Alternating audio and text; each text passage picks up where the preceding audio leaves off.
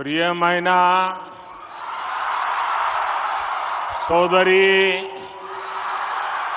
సోదరులారా नमस्कारम। आंध्र प्रदेश के गवर्नर श्री विश्वभूषण जी, मुख्यमंत्री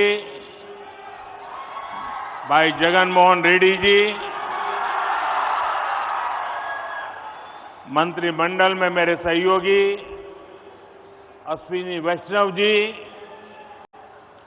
यहां उपस्थित अन्य महानुभाव और आंध्र प्रदेश के मेरे प्यारे भाई और बहनों, आंध्र प्रदेश गवर्नर श्री हरिचंदन विश्वभूषण गारी की, मुख्यमंत्री श्री जगन मोहन रेड्डी गारी की, केंद्र प्रभुत्वंलो ना सहचर मंत्री श्री अश्विनी वैष्णव गारी की, అలాగే ఇక్కడ ఉపస్థితులైన అందరూ మహానుభావులకి మరియు ఆంధ్రప్రదేశ్ సోదరి సోదరులందరికీ నమస్కారం। कुछ महीने पहले ही मुझे विप्लव विरुडू अल्लूरू सीताराम राजू जी की 125वीं जन्म जयंती के कार्यक्रम में आप सबके बीच आने का सौभाग्य मिला था।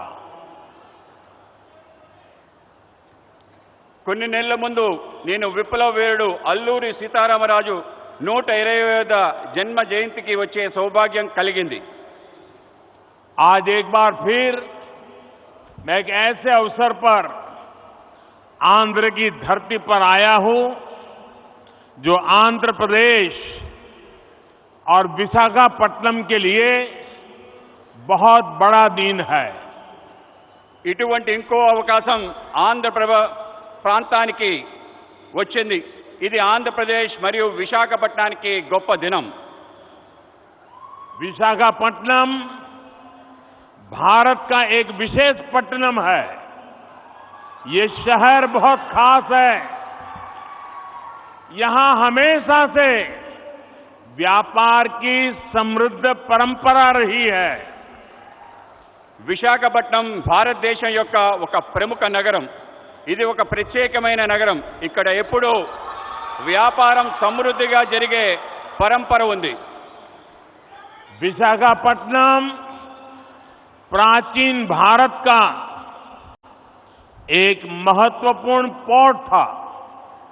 हजारों वर्ष पहले भी इस पोर्ट के जरिए पश्चिमी एशिया और रोम तक व्यापार होता था और आज भी विशाखापट्टनम भारत के व्यापार का केंद्र बिंदु बना हुआ है।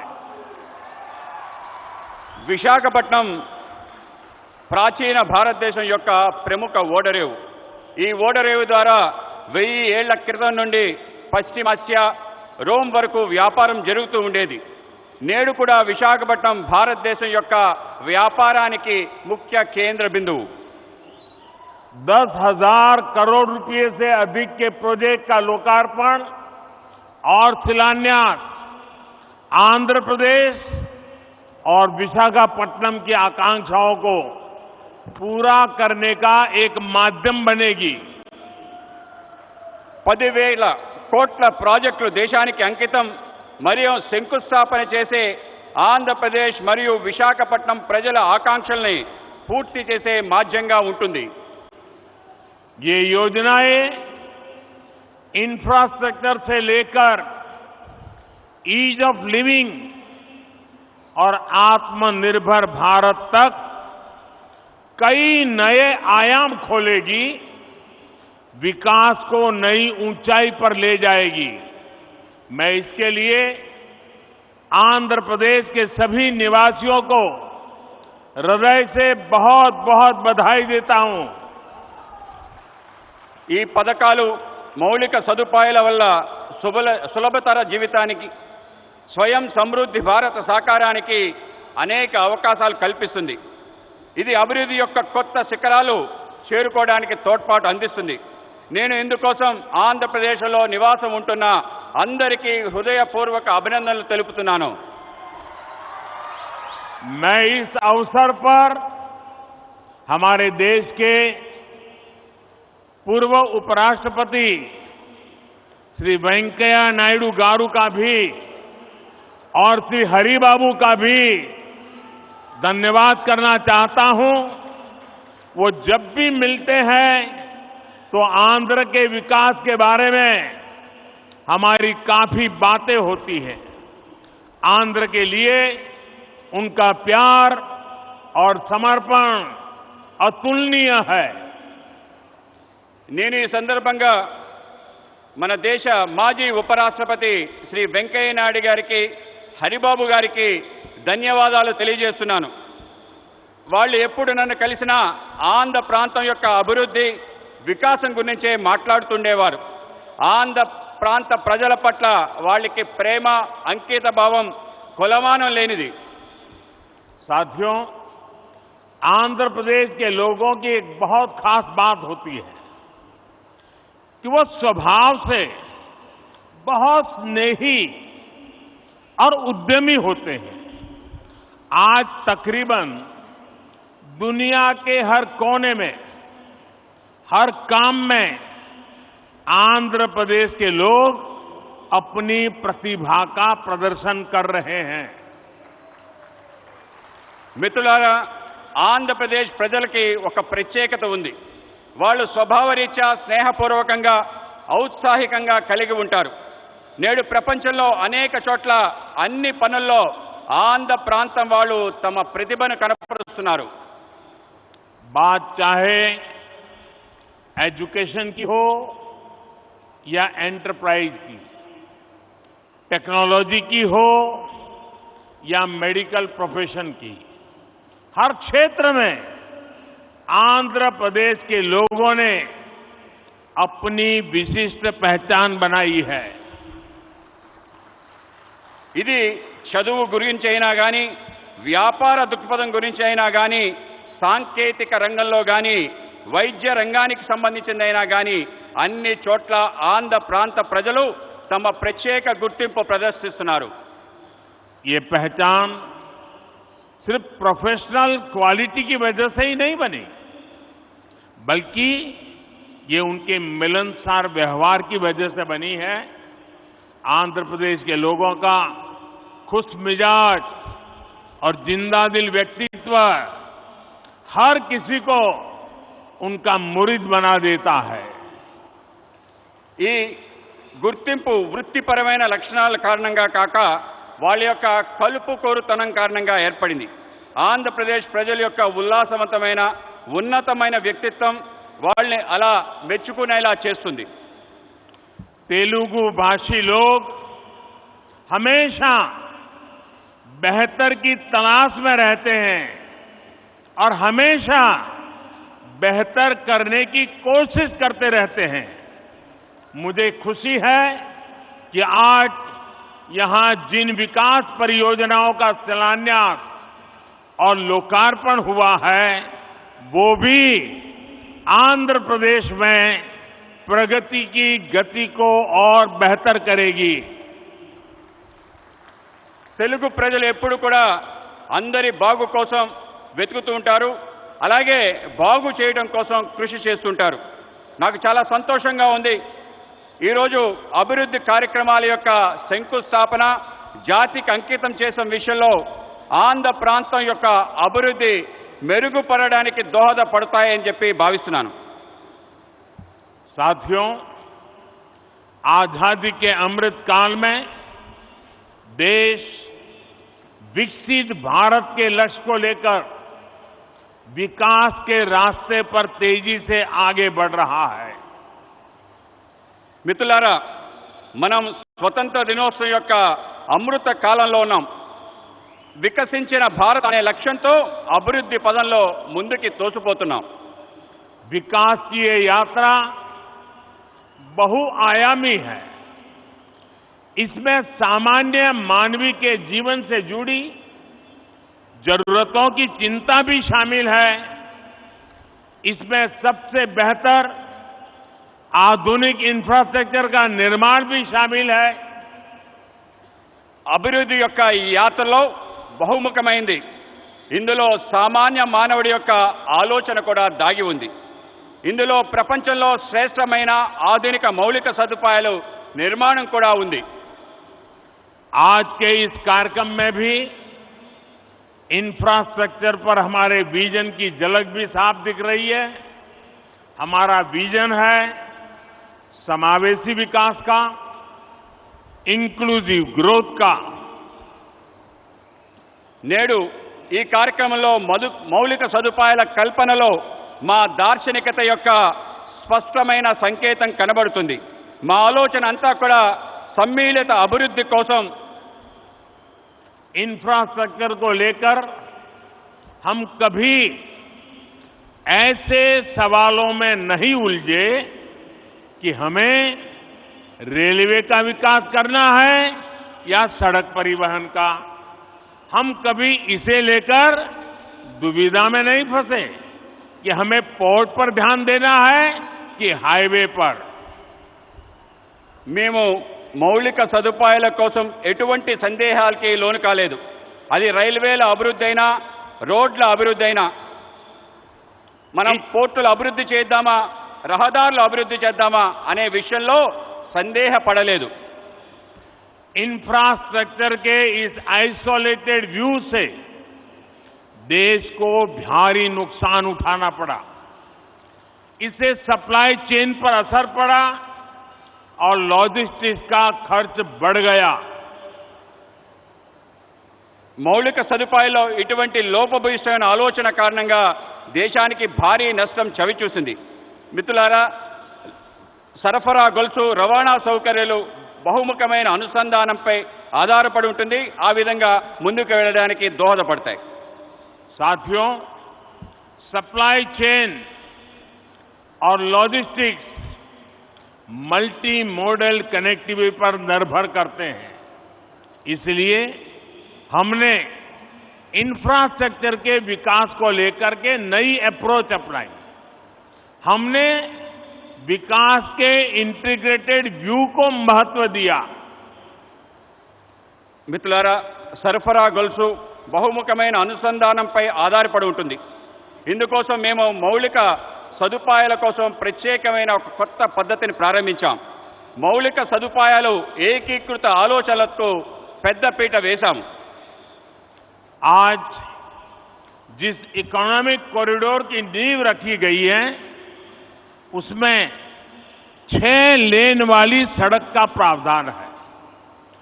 पोर्ट तक पहुंचने के लिए एक अलग सड़क भी बनाई जाएगी.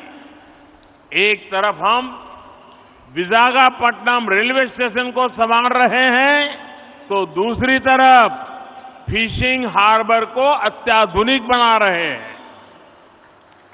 నేడు ఎకనామిక్ కారిడార్ ఆర్థిక లోగుల గురించి ఆలోచిస్తున్నాము.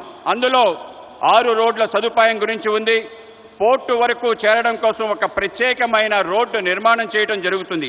ఒక పక్క విశాఖపట్నం రైల్వే స్టేషన్ని ఆధునీకరిస్తున్నాయి, ఇంకో పక్క మన చేపల రేవుని కూడా ఆధునీకరిస్తున్నాం. साथियों, इंफ्रास्ट्रक्चर का ये इंटीग्रेटेड व्यू पीएम गति शक्ति नेशनल मास्टर प्लान की वजह से संभव हुआ है. गति शक्ति प्लान से न सिर्फ इंफ्रास्ट्रक्चर निर्माण की रफ्तार तेज हुई है, बल्कि इससे परियोजनाओं पर लगने वाला खर्च भी कम हुआ है. మిత్రులారా, మౌలిక సదుపాయాల ఏకీకృత ఆలోచన కారణంగా ప్రధానమంత్రి గతిశక్తి జాతీయ ప్రణాళిక కారణంగా జరుగుతుంది. మిషన్ గతిశక్తి ద్వారా మౌలిక సదుపాయాల వేగం పెరుగుతుంది. దీంతో పాటు అనేక ప్రాజెక్టులపై జరిగే ఖర్చు బాగా తగ్గుతుంది. मल्टी मॉडल ट्रांसपोर्ट सिस्टम ही हर शहर का भविष्य है और विशाखापट्टनम ने इस दिशा में कदम बढ़ा दिया है. మల్టీ మోడల్ లాజిస్టిక్స్ బహుముఖమైన రవాణా వ్యవస్థ ప్రతి నగరం యొక్క భవిష్యత్. విశాఖపట్నం కూడా ఈ దశగా ముందడుగు వేస్తుంది. मुझे मालूम है कि इन परियोजनाओं का आंध्र के लोगों को लंबे समय से इंतजार था और आज जब ये इंतजार पूरा हो रहा है तो आंध्र प्रदेश और इसके तटीय क्षेत्र एक नई रफ्तार के साथ विकास की इस दौड़ में आगे बढ़ेंगे। నాకు తెలుసు మీరు ఈ యొక్క ప్రాజెక్ట్స్ కోసం ఆంధ్ర ప్రజలు ఎంతో కాలం నుంచి ఎదురు చూస్తున్నారు. ఈరోజు మీ నిరీక్షణ పూర్తయిన సందర్భం ఆంధ్రప్రదేశ్ మరియు తీర ప్రాంతం యొక్క కొత్త వేగంతో అభివృద్ధి దిశగా ఉరకలు వేస్తుంది.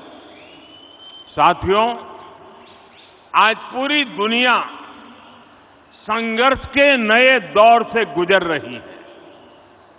कुछ देशों में जरूरी सामानों की किल्लत है तो कुछ देश ऊर्जा संकट से जूझ रहे हैं।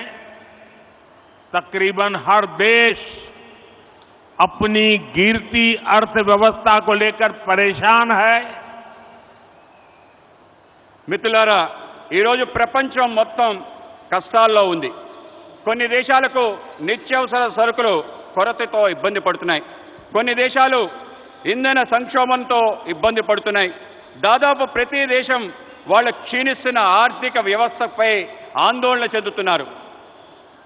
लेकिन इन सब के बीच भारत कई क्षेत्रों में बुलंदियां छू रहा है। भारत विकास की नई गाथा लिख रहा है और इसे सिर्फ आप ही महसूस नहीं कर रहे हैं बल्कि दुनिया भी बड़े गौर से आपकी तरफ देख रही है। కానీ ఇటువంటి కష్టకాలంలో భారతదేశం అనేక సవాళ్ల మధ్య కొత్త ఎత్తులు చేరుకుంటుంది. భారతదేశం ఒక సరికొత్త అభివృద్ధి చరిత్ర రాస్తుంది. ఇది కేవలం మనం అనుభవిస్తుందే కాదు, ప్రపంచం మొత్తం మన వైపు చూస్తుంది. आप देख रहे होंगे कि कैसे एक्सपर्ट और बुद्धिजीवी भारत की प्रशंसा कर रहे हैं। आज भारत पूरी दुनिया की उम्मीदों का केंद्र बिंदु बन गया है। మీరు చూస్తున్నారు, ప్రపంచం భారతదేశంలో ప్రముఖులు అనేక మంది మేధావులు ప్రశంసిస్తున్నారు. ఇది మీరు చూస్తున్నారు. నేడు భారతదేశం ప్రపంచం మొత్తం యొక్క ఆశల యొక్క కేంద్ర బిందువుగా మారింది. ऐसा इसलिए संभव हुआ है क्योंकि आज भारत अपने नागरिकों की आशाओं, आवश्यकताओं को सर्वोपरि रखते हुए काम कर रहा है। हमारी हर पॉलिसी, हर फैसला सामान्य मानवी के जीवन को बेहतर बनाने के लिए है। ఇది ఎందుకు అయిందంటే ఇప్పుడు భారత్ వాళ్ళ పౌరుల యొక్క ఆకాంక్షలను, ఆశల్ని ప్రధానంగా తీసుకుని పనిచేస్తుంది. మా ప్రతి విధానం, మా ప్రతి నిర్ణయం సామాన్య మానవుడి యొక్క జీవితాన్ని మెరుగుపరచడం కోసమే. आज एक तरफ PLI scheme, GST, IBC, national infrastructure pipeline, गति शक्ति जैसी पॉलिसी की वजह से भारत में निवेश बढ़ रहा है तो दूसरी तरफ गरीबों के कल्याण के लिए चलाई जा रही योजनाओं का लगातार विस्तार हो रहा है। నేడు ఒక పక్క పీఎల్ఐ స్కీమ్, జీఎస్టీ, ఐబీసీ, జాతీయ మౌలిక సదుపాయాలు, పైప్లైన్, గతిశక్తి వంటి పాలసీలు వల్ల భారతదేశంలో పెట్టుబడులు పెరుగుతున్నాయి. మరోపక్క పేదవాళ్ల కళ్యాణం కోసం అనేక పథకాల్ని అమలు చేస్తున్నాం. వాటిని నిరంతరం పెంచుకుంటూ పోతున్నాం. विकास की इस यात्रा में आज देश के वो इलाके भी शामिल हैं जो पहले हाशिए पर होते थे। सबसे पिछड़े जिलों में भी एस्पिरेशनल डिस्ट्रिक्ट प्रोग्राम के जरिए विकास से जुड़ी योजनाएं चलाई जा रही है। అభివృద్ధి యొక్క ఈ ప్రయాణంలో దేశంలో అనేక ప్రాంతాలు అట్టడుగు ప్రాంతాలు కూడా చేర్చబడ్డాయి. ఆకాంక్ష జిల్లాల కార్యక్రమంలో వెనుకబడ్డ జిల్లాల్లో అనేక రకాల అభివృద్ధి కార్యక్రమాలు అమలు చేస్తున్నాం. देश के करोड़ों गरीबों को पिछले 2.5 साल से मुफ्त अनाज दिया जा रहा है. पिछले 3.5 साल से पीएम किसान योजना के जरिए किसान के खाते में हर वर्ष सीधे 6,000 रुपये पहुंच रहे हैं. దేశంలో కోట్లాది మంది పేదవాళ్లకు గత 2.5 సంవత్సరాలుగా ఉచిత బియ్యం ఇస్తున్నాము. గత 3.5 సంవత్సరాల నుండి ప్రధానమంత్రి కిసాన్ సమ్మాన్ నిధి ద్వారా రైతుల ఖాతాల్లో నేరుగా 6,000 రూపాయలు చేరుతుంది. इसी तरह सनराइज सेक्टर से जुड़ी हमारी पॉलिसी की वजह से युवाओं के लिए नए अवसर बन रहे हैं. ड्रोन से लेकर गेमिंग तक, स्पेस से लेकर स्टार्टअप तक हर क्षेत्र को हमारी पॉलिसी की वजह से आगे बढ़ने का मौका मिल रहा है. అదేవిధంగా సన్ రైజ్ సెక్టర్స్ యొక్క ఆలోచన కారణంగా యువతకి కొత్త అవకాశాలు లభిస్తున్నాయి. అది డ్రోన్ మొదలు గేమింగ్ వరకు, అంతరిక్షం నుండి అంకురాల వరకు అన్ని క్షేత్రాల్లో మా పనుల కారణంగా ముందుకు వెళ్ళడానికి అవకాశం దొరుకుతుంది. साथियों, जब लक्ष्य स्पष्ट होते हैं तो आकाश की ऊंचाइयां हो या समुद्र की गहराइयां, हम अवसरों को तलाश भी लेते हैं और तराश भी लेते हैं.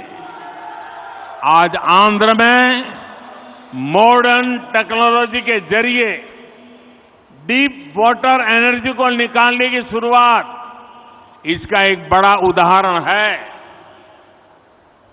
మిత్రులారా, ఎప్పుడైతే లక్ష్యం స్పష్టంగా ఉంటుందో అప్పుడు అవకాశం యొక్క అంచులైన, సముద్రం యొక్క లోతులైన అవకాశాలని వెతుకుతాం, అవకాశాలని అందిపుచ్చుకుంటాం.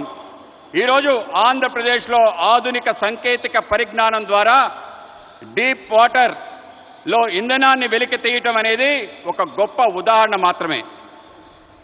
और आज देश ब्लू इकोनॉमी से जुड़ी अनंत संभावनाओं को साकार करने के लिए भी बड़े स्तर पर प्रयास कर रहा है. ब्लू इकोनॉमी पहली बार देश की इतनी बड़ी प्राथमिकता बनी है. ఈరోజు దేశంలో నీలి ఆర్థిక వ్యవస్థతో ముడిపడి అనేక అవకాశాలు సాకారం కోసం పెద్ద ఎత్తున కృషి చేస్తున్నాం. బ్లూ ఎకానమీ మొదటిసారి ఇంత ప్రాధాన్యత అంశంగా చేర్చబడింది.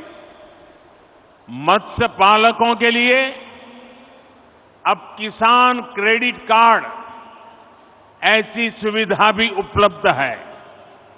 आज विशाखापट्टनम फिशिंग हार्बर को आधुनिक बनाने का जो काम शुरू हुआ है, इससे हमारे मछुआरे भाई बहनों का जीवन आसान होगा. మత్స్యకారులకు కూడా కిసాన్ క్రెడిట్ కార్డ్ లాంటి సదుపాయాలు లభిస్తున్నాయి. ఈరోజు విశాఖపట్నం యొక్క మత్స్యరేవు ఆధునీకరణ పని ప్రారంభమవుతుంది. దీనివల్ల మత్స్యకార సోదరి సోదరుల యొక్క జీవితం సులభతరం అవుతుంది. जैसे जैसे गरीब की ताकत बढ़ेगी और आधुनिक इंफ्रास्ट्रक्चर से जुड़े अवसरों तक उसकी पहुंच होगी, विकसित भारत का हमारा सपना भी पूरा होगा. ఎప్పుడెప్పుడైతే పేదవాళ్ల శక్తి పెరుగుతుందో, ఆధునిక సదుపాయాలు వాళ్ళకి చేరుతాయో, వికసించిన భారత యొక్క మన కల పూర్తవుతుంది.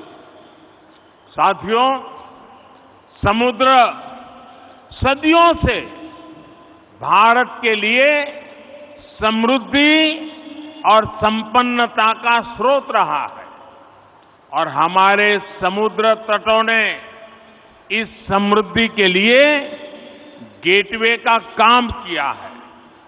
आज देश में पोर्ट लेड डेवलपमेंट के लिए जो हजारों करोड़ रुपए की परियोजनाएं चल रही है, भविष्य में उनका और विस्तार होगा। మిత్రులారా, సముద్రం పూర్వకాలం నుండి భారత్ యొక్క సమృద్ధి సంపద తేవటంలో ఆధారంగా ఉంది.